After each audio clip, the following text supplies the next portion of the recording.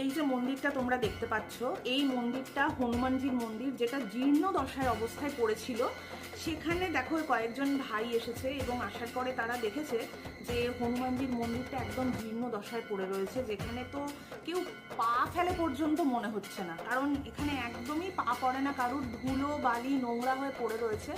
তো এই ভাইরা কি করলো, সেটা নিজেদের উদ্যোগে এই হনুমানজির মন্দিরটাকে ক্লিন করলো, একদম পরিষ্কার করে, মানে যেখানে যেখানে শ্যাওলা নোংরা পড়ে রয়েছে মন্দিরটার ভেতরে, যেখানে ঠাকুর রয়েছে ঠাকুরের চারপাশটাতে একদম সুন্দর করে পরিষ্কার করে, দেখো ঘষে ঘষে পরিষ্কার করে ধুচ্ছে, যাতে কোনো রকম নোংরা চারিদিকে না থাকে। তো এই রকমভাবে পরিষ্কার করছে একটাই কারণে, কারণ মন্দিরটা একদম জীর্ণ দশায় রয়েছে। মন্দিরটাতে কেউ যায় না, কেউ পুজো দেয় না, ভগবানের পুজো হয় না মন্দিরটাতে। সেই জন্য মন্দিরটাকে এত কষ্ট করে এই ভাইরা পরিষ্কার করছে। ঠাকুরটাকেও খুব সুন্দর করে পরিষ্কার করেছে, ঠাকুরকে সিঁদুর লাগানো হয়েছে, মন্দিরটাকে রং করা হচ্ছে। এই যে পুরনো গাছের ডাল পাতা যেগুলো মন্দিরের মধ্যে পড়ে রয়েছে সেগুলো সরানো হয় না।